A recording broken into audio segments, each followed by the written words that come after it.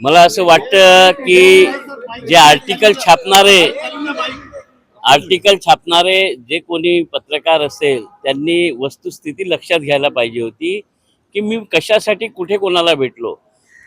मध्य नागपुरातील डोबीनगर येथील मुस्लिम बांधवांचे घर 3 तारखेला रेल्वे तोडणार होती आणि त्या संदर्भात तेथील 4ही नगरसेवक आग्रह करत होते की हे घर वाचवण्यासाठी आपण प्रयत्न करावा. ते नोटिफाईड स्लम होती. शासनाने त्यांना घरं दिल्यानंतरच त्यांना हटवण्याची कारवाई व्हायला पाहिजे होती.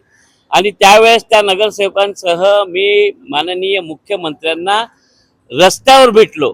म्हणजे ते जात होते हेगडेवार स्मृतीमध्ये. मी त्यांना फोन केला.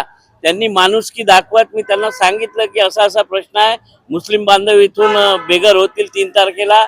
त्यांनी रस्त्यात गाडी रोखून माझ्याशी भेटले. मी काही स्मृती मंदिरात गेलो नाही, त्याच्या बाहेर होतो.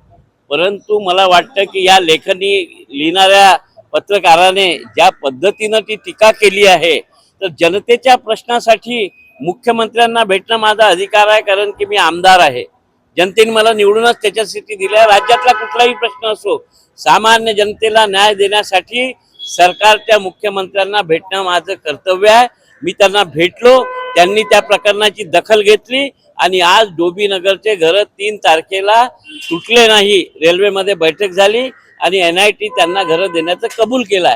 तर मी माझ्या मतदारसंघातील मुस्लिम बांधवांचा प्रश्न घेऊन गेलो होतो आणि त्या संदर्भात तशा पद्धतीने लिहिलं. तर मी त्यांच्यावर 5 कोटीचा मानहानीचा दावा टाकणार आहे आणि त्यांना प्रश्न त्यांनी ज्या पद्धतीनं लिहिलं आहे त्याच्यावर त्यांचं उत्तर सुद्धा मागणार. मार्मिक उद्धव ठाकरेंचा, तुम्ही उद्धव ठाकरेंना या सगळ्या संदर्भात तक्रार करणार म्हणजे मला हे मार्मिक कोणाचं आहे मी नावही पहिल्यांदाच ऐकलं.